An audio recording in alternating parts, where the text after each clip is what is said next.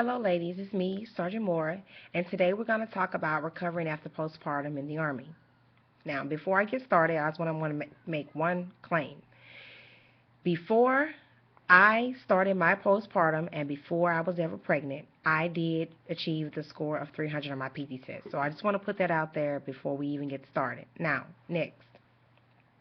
Today we're going to talk about how you're going to recover from postpartum and how you're going to get yourself back fit for duty. First thing first, whatever areas you know you're weak in, those are the areas that you need to focus on primarily, but don't neglect the other ones. And what I mean by that is my area that I need to work on the most was doing sit-ups. I had a C-section unexpectedly, so that means my recovery was a little bit harder than I expected. But leading up to me having my child about a year ago, what I did was I went and attended pregnancy PT. Although my unit didn't have one, my husband was an instructor, so I went to his class. This is important because you want to know the do's and the don'ts, what you can and what you cannot do. So that way you won't be a harm to yourself or your unborn child. I strongly recommend that you do all the exercises that are put there for you to do by your instructor or by if you have a video to watch or something like that. Do them because this is going to allow you to be able to keep yourself in shape. Do as much as you can without hurting yourself or your unborn child. This is very important.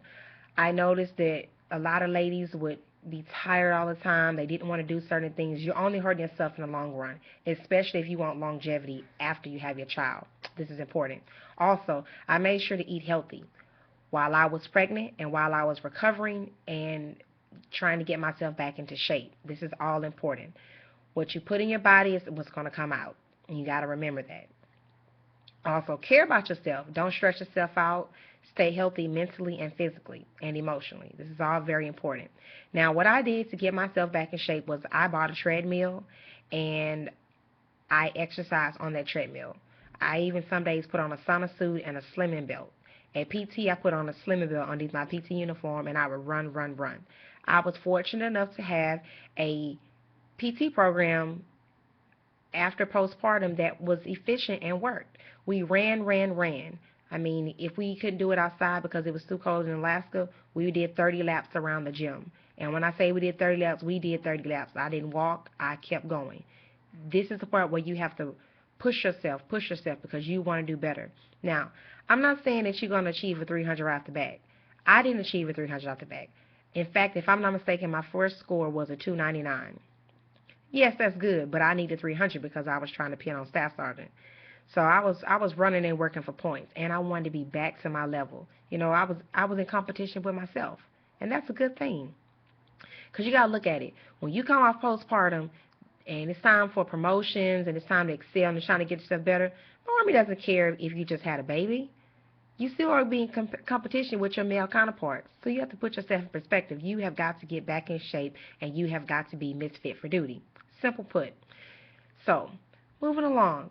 Make sure you eat healthy, work on the areas that you need to work on. So what I did was I did sit-ups, crunches, and worked my lower abs. My ab muscles never recovered. I had what was called diastasis rectus, and that's why currently I'm not able to show you what you need to do. In about 7 days, I'll be able to go back to working out hard and training. But I got my ab muscles sewn back up. I didn't get a tummy tuck, just fixed the umbilical hernia and my ab muscles sewn back up. And even though my ab muscles were not together, I was still able to achieve a 300. But it's all about hard work. What I did was when I got to about like 60 or 50 something sit-ups and my ab muscles were starting to get tired, what I did was just start using my hips and my legs to get myself up. It's a technique where you can do it. You'll know, like squeeze your butt in tight and just pull from deep down within and not try to use your core muscles so much. So that way you can preserve them. So that way you can keep going and knock out that extra 25, 30 that you need. Also, if it's running that you're having a hard time in, best way to cure it is to run. Start off slow. Go to the gym and get on the bike or get on the elliptical. Put some resistance behind it. Don't just do it on 0 level. Now, if you're going to do the treadmill, I recommend, and this is what I did, I didn't just run on 0 or 1 incline. I put that thing almost on the max, and eventually I made it to the max, and I ran or I walked. You want to push yourself. The object is to get yourself at a high peak in a short amount of time, giving it your all. You don't have to go running for an hour. Nobody said that. You can do a good 20, 15-minute run or the good incline and push yourself, and you're gonna get there. But you have to apply and push yourself. PT alone, in your case, or in even my case, is just not going to be sufficient enough, depending on what your goals are. If you're trying to reach 300, then you're going to have to do PT twice a day. Do it on your own, and you're going to have to go home and do something in the areas that you're hurting on. And if it's the abs, you do abs every day. Now, if you don't want to run every day, you don't have to run every day. And in some instances, running every day is not good. If it's push-ups, get out there and do push-ups. Work on your form first, because you want to make sure that you're effectively doing the exercise correctly so that you won't get disqualified from the event of the PT test. Lastly, with any diet or anything you do, it's always on the back of the bottle that says, with proper diet and exercise is the way you're going to achieve the maximum amount of results. Also, make sure you're taking your vitamins, drinking plenty of water, at least 8 glasses of water a day. Best thing to do is buy you a nice little cup from Walmart that goes up to 16 ounces. Fill it all the way up before you get there in the morning to work, and drink that. And before you know, you'll be able to consume more water just because you know you put 16 ounces in there. So you do the math. How many of those a day do you have to do to get your 8 glasses of water in?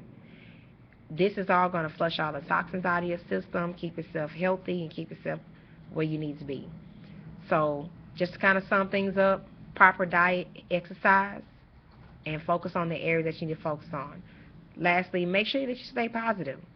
Keep yourself positive. That's the only way you're going to be able to overcome and to be able to get through this. It's all about you. This concludes my video for today. Please rate, comment, subscribe.